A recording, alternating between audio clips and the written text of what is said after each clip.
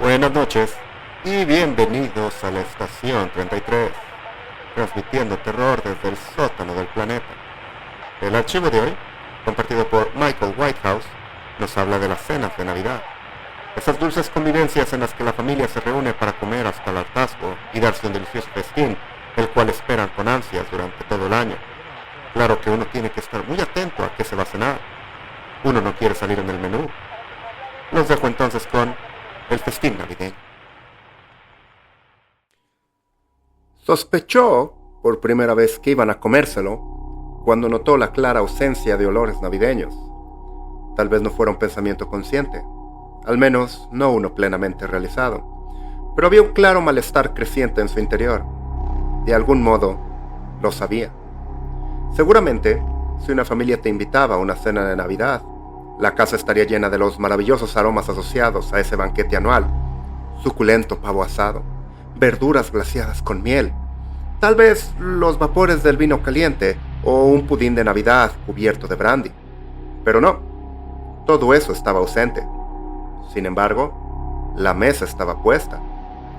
Eran unas Navidades particularmente sombrías, y aunque la nieve solía ser bienvenida en esa época festiva del año, el frío penetrante y la escarcha que parecían sabotear tanto los hogares como los cuerpos de sus residentes no lo eran. La temperatura había caído en picada el día 7 y apenas había indicios de una próxima mejoría. Las familias intentaban comunicarse lo mejor que les fuese posible, pero para muchas iba a ser un día de Navidad solitario. Viajar, especialmente para los ancianos, era casi imposible por miedo a resbalar en el hielo. Una caída bastaba para romperse la cadera o el hombro, y para los más frágiles, recuperarse de una lesión así no era tarea fácil. Desde luego, no tanto como para los jóvenes. La familia Cardinal se había apiadado de un anciano que acababa de instalarse en el vecindario, a pocas calles de distancia. Eran de un buen renombre y participaban en una iniciativa local de ayuda a domicilio, dedicando tiempo a los ancianos y vulnerables. Todo el mundo les conocía y les quería. Timmy era el más joven, un niño de 5 o 6 años. Era un niño al que todos miraban con gran adoración. Nunca se quejaba, nunca causaba problemas, siempre adorable. Y su hermana de 10 años, Camila, era igualmente admirada. Ambos eran un testimonio de las cualidades como padres de Ben y Lucy Cardinal. Cada año, a medida que se acercaba el frío invierno, la familia Cardinal era admirada por su dedicación y compromiso con los que les rodeaban, su pasión, su casi fanatismo por ayudar a los menos afortunados. Pero detrás de las sonrisas y la fachada de una familia cariñosa, se escondía un propósito mucho más siniestro. Cada año tenían una tradición, una forma de recompensarse por su bondad y generosidad, que se remontaba a muchas generaciones anteriores de la familia Cardinal. Cada Navidad invitaban a cenar a un huésped, al que recibían con los brazos abiertos en su casa. Sentaban a una mesa bellamente puesta, le proporcionaban una divertida y amena conversación navideña y, a continuación, a la luz del crepitante fuego, apuñalaban al invitado hasta la muerte y se lo comían con gratitud. Todos se deleitaban con la vieja tradición y Timmy era el que más la esperaba. Tenía un apetito feroz y una cintura a la medida. Pero los niños suelen dejarse llevar por la expectación de una Navidad en familia, y sus padres estaban encantados de ver a un niño en pleno crecimiento llenarse la barriga. Camila era de un carácter más tranquilo que su corpulento hermano menor, delgada de figura y con una tez pálida que a todos recordaba a su madre. Pero no se equivoquen, adoraba comer con la familia y era capaz de hacer callar a cualquiera con un agudo y frío insulto. Ben era el jefe de la policía local de la zona, por lo que encubrir su banquete anual era pan comido, mientras que Lucy era, digamos, una pariente por así decirlo, y estaba totalmente entusiasmada con el mantenimiento de la tradición navideña. Sus invitados eran siempre personas sin familia, a menudo de edad avanzada, olvidados por la sociedad, abandonados a su suerte en sus casitas aisladas. Ben explicaba todos los años a los niños que era casi un acto de bondad poner fin a la miseria creciente de las víctimas, y además, cuando finalmente morían, las metían en una caja en el suelo o las asaban hasta convertirlas en cenizas. ¡Qué desperdicio de carne buena! Este año, Timmy y Camila estaban especialmente emocionados. Su madre se esforzaba por calmar sus nervios, pero aquella víspera de Navidad era casi imposible, porque sabían que al día siguiente les esperaba una fiesta muy especial. Los cardenales iban a recibir a un invitado muy distinguido. Su nombre era Sergio Morarru y procedía de Europa del Este. Nunca antes habían comido carne extranjera, y la sola idea de degustar unos deliciosos músculos y grasa exóticos hacía de este banquete algo muy esperado. Habían conocido al anciano Morarru unas semanas antes, cuando Ben se fijó en un nombre poco habitual en su lista de ayuda a domicilio. Todos los años, cuando se acercaban las Navidades, los voluntarios de la iglesia local recibían los nombres y direcciones de los jubilados de la zona que no tenían familia y se quedaban solos durante las fiestas. En esa época del año, preocupados por la posibilidad de que muchos de los residentes más frágiles sucumbieran al frío, los miembros del comité de la iglesia visitaban a cada una de esas personas solitarias y les ofrecían un oído amigable, una mano amiga y a menudo algo de comida abundante a los más pobres de la lista. Los nombres rara vez cambiaban, pero al menos una persona de la lista fallecía tristemente ese año. Siendo un miembro honrado de la comunidad y un oficial de policía de alto rango en la zona, Ben a menudo informaba a la iglesia de que uno de sus feligreses había fallecido tristemente y sin amigos o familiares conocidos. Inventaba una mentira que generalmente involucraba a un hijo o una hija perdido desde hace mucho tiempo, que aparecía para llevar a su padre, tristemente fallecido, a algún lugar alejado para ser enterrado, o decía que simplemente se había mudado y que tenían un acuerdo con un agente inmobiliario local y una firma de abogados para que les dieran los beneficios de cualquier venta de propiedades. La familia no carecía de influencias. Era increíble lo poco que la gente cuestionaba esto, pero como los cardenales se aseguraban de que cada comida de Navidad no fuera un miembro activo de la iglesia o de la comunidad, la gente simplemente asumía que Ben era quien mejor lo sabía. Este año, los cardenales habían esperado invitar a Lucy Ringrich para su último baile de Navidad, pero desgraciadamente había muerto durante el verano. Ben había investigado y sospechaba que un intruso había estado dentro de la casa con ella en el momento de su muerte, pero parecían que las causas eran naturales. No, la familia tendría que cenar con alguien diferente. Entonces apareció el nombre en la lista: Sergio Morarru, 86 años, enfisema leve, sin familia, no conoce a nadie en la zona porque se ha mudado aquí hace poco. Perfecto. Ben encontró que el señor Morarru era un encanto absoluto. Aunque era obviamente muy frágil, su mente seguía siendo aguda y le contó numerosas y coloridas historias sobre la patria de antaño y las aventuras que vivió en plena juventud. Ben estaba encantado de saber que su plato principal sería el de un hombre inteligente y muy versado. Incluso no se parecía a ninguna de las víctimas anteriores.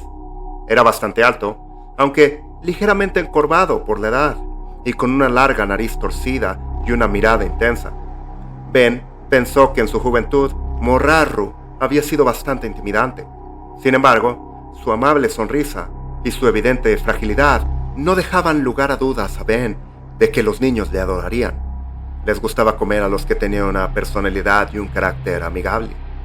Siempre disfrutaba más de la carne si tenía una mente aguda y eran fuera de lo común, ya que la religión de la familia, una que había logrado pasar desapercibida pero influyente a lo largo de los siglos, afirmaba que la ingesta de otro ser humano transmitiría alguna de sus fuerzas a quien le devorara. Como ocurre con muchos de los que solo pueden mirar al pasado y no al futuro, Sergio Morarru disfrutó enormemente de la compañía y se emocionó cuando Ben le invitó a sentarse a la mesa de Navidad de su familia. El anciano era muy frágil y necesitaba la ayuda de Ben y Camila para subir y bajar del auto de Ben y entrar en la casa. Aquel día, su enfisema era especialmente grave, ya que cada paso iba acompañado de sonidos silbantes y llenos de líquido de unos pulmones en apuros. Todas las habitaciones de la casa de los cardenal habían sido decoradas con una selección multicolor de vulgares adornos navideños, con numerosas tarjetas adornando todas las mesas y repisas visibles que mostraban lo populares que eran Ben y su familia. La mesa estaba muy bien puesta, con un mantel rojo de algodón bajo un elegante juego de comedor color crema. El anciano descubrió que el resto de la familia de Ben era tan agradable y simpática como él. Timmy y Camila eran amables y se comportaban muy bien para su edad. Ayudaban al frágil anciano a sentarse en su silla con cuidado y luego le atendían, rellenándole la bebida mientras su madre y su padre se afanaban en la cocina. Finalmente, Lucy apareció con un enorme plato de centro de mesa. Era inusualmente grande y mientras lo colocaban en el centro de la mesa, vacío y sin comida, el viejo Morarru captó una mirada en el rostro de Lucy. Fue breve e inmediatamente trató de ignorarla como producto de su imaginación, pero le inquietó profundamente. Era como si una broma privada hubiera pasado entre los ojos de Lucy y sus hijos. Un parpadeo de una sonrisa, y no una de amabilidad o de espíritu navideño, sino más bien una parecida a la de un acosador con malas intenciones, como si Sergio fuera el destinatario involuntario de una broma pesada, a la espera de ser ridiculizado. Justo cuando la inquietud empezaba a disminuir, apareció Ben con un gran cuchillo de trinchar dentado y un tenedor largo de 2 puntas que a Sergio le recordaba más de un utensilio de carnicero que al necesario para cortar un pavo de tamaño decente. Un pavo que cada vez brillaba más por su ausencia. Allí estuvieron sentados durante más de 1 hora, cada miembro de la familia cardenal reponiendo la bebida del anciano con entusiasmo y mostrando preocupación por todas y cada una de las tosecillas o momentos de incómoda respiración que experimentaba su invitado. Pero era una preocupación extraña. Allí estaban sentados alegremente, haciendo preguntas a Morarru y escuchando después las historias y respuestas que llegaban sobre su vida, dónde había vivido, en cuántas batallas había luchado. Pero el interés y la preocupación parecían distantes.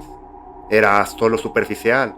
Cada vez que su invitado mencionaba el viejo continente, las mismas miradas cargadas de conspiración se cruzaban a través de la mesa, como si estuvieran excitadas no por el contenido de las historias, sino por el simple hecho de que Morarru fuera extranjero. La ausencia no solo de comida, sino de su mera mención, ya era bastante inquietante. Pero lo más desconcertante era que Ben dirigía repetidamente miradas hacia un reloj antiguo que había sobre la repisa de la chimenea. Miradas mal disimuladas que delataban su propósito. Estaban contando los minutos para algún acontecimiento. Aunque el anciano no tenía ni idea de cuál era ese acontecimiento, la certeza era evidente de que no estaba relacionado con nada que se estuviera cocinando en el horno de la cocina. Morarru sabía que sencillamente no había comida asándose, ni en la parrilla, ni siquiera enfriándose en el anaquel de una ventana cercana. Fuera lo que fuese que estaban planeando, no iba a ser una comida navideña. Fue Camila la primera en dejar de sonreír ante sus anécdotas y observaciones históricas. Había dejado de escuchar.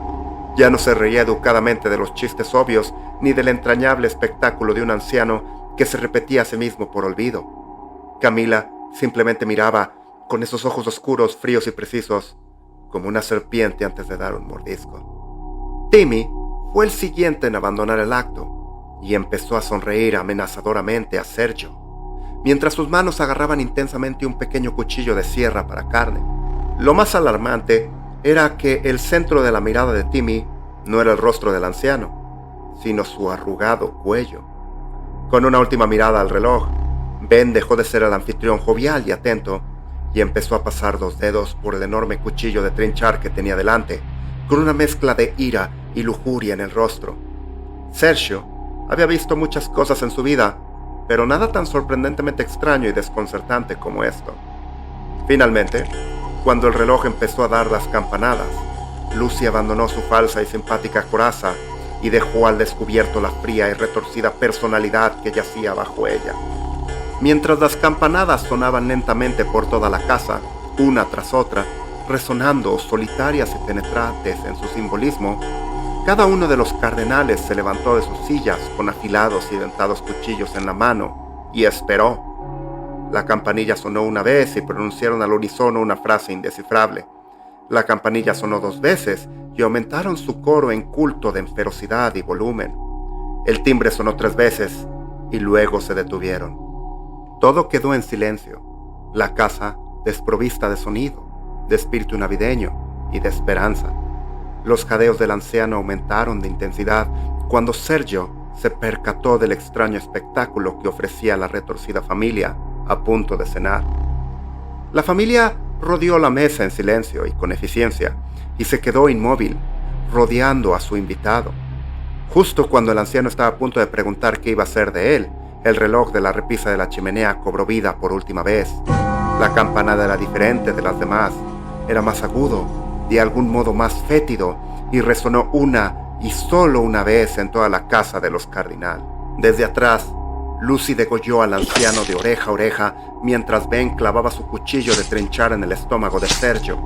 A continuación, ambos padres sacaron sus cuchillos y se quedaron mirando con orgullo cómo Camila cortaba y apuñalaba repetidamente mientras Timmy clavaba y sacaba su cuchillo de carne de las piernas, el cuello y los brazos de Morraru. Al cabo de unos minutos, el frenesí disminuyó a medida que los dos niños se cansaban, y con un último empujón hacia abajo, Timmy clavó su cuchillo para carne tan profundamente en la mano del anciano que la ensartó por completo, incrustándose en la mesa sobre la que descansaba la mano. Los niños corrieron al abrazo colectivo de sus padres, se abrazaron y se alegraron de lo que había sido un fantástico juego navideño, y ahora podrían esperar con deleite una suculenta carne exótica. Abrazados, miraron fijamente a su víctima y empezaron a reír carcajadas comentando las historias del viejo loco sobre tiempos pasados, la guerra y el viejo continente. Cuando se volvieron el uno hacia el otro, las risas disminuyeron y se miraron a los rostros sonrosados y cubiertos de sangre, compartiendo un bello momento familiar. Este había sido uno de los sacrificios favoritos de Ben. Pero las risas no habían cesado del todo. Una persona seguía riendo a carcajadas. La confusión se convirtió en horror cuando se reveló la extraña verdad. Era el señor Morraru, sentado, cubierto de sangre, con la cabeza echada hacia atrás y el profundo corte en la garganta abierto de par en par. El invitado a la cena rió alto y fuerte, una risa que era a la vez joven y vieja.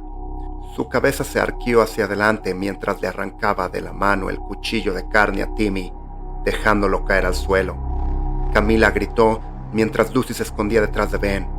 Lo que creían que era un cadáver, ahora los miraba a todos, como ellos lo habían mirado con un propósito singular. Timmy empezó a orinarse y a llorar cuando dos colmillos, antes retraídos, se abrieron paso a través de la encía superior del anciano, revelando una sonrisa dentada y aterradora. Cuando se puso en pie, Lucy se desmayó y con la joroba y la edad ya desaparecidas, el invitado de los cardenales se alzó alto y oscuro ante ellos, sus ojos penetrantes, contando historias de países y de décadas y de siglos de existencia. Sergio Morraru disfrutó de su festín de Navidad.